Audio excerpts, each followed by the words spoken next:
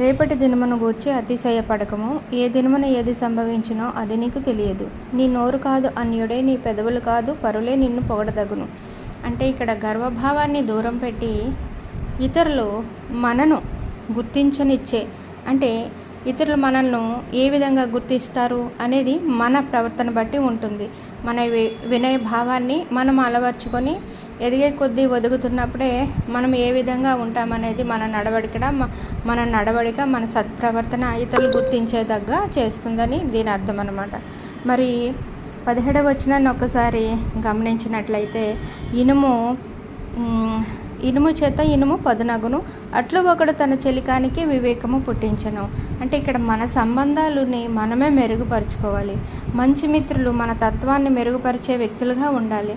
అంటే ఏ friend and need అంటే ఒక 100 మంది చెడ్డ స్నేహితులు కన్నా ఒక మంచి స్నేహితుడు ఉంటే చాలు అని చెప్పి ఇంగ్లీష్లో కూడా ఒక అద్భుతమైన సామెత ఉంది.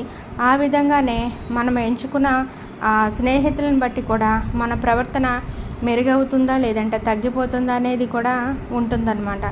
మరి ఒకసారి 19వ వచనాన్ని కూడా మనం గమనించినట్లయితే, నీటిలో ముఖము కనబడినట్లు ఒకని మనస్సునకు మరి ఒకని మనస్సు కనబడును. అంటే ఇక్కడ ఏంటి, ఇది మన అంతరంగాన్ని మన హృదయాన్ని పరిశీలించుకోవాలని సూచిస్తుంది. మన హృదయం మన నిజమైన స్వభావాన్ని ప్రతిబింబిస్తుంది. మరి 20వ వచనం కూడా మనం ఒకసారి గమనించినట్లయితే, పాతాళమునకు అగాధ కోపమునకు తృప్తి కానేరదు.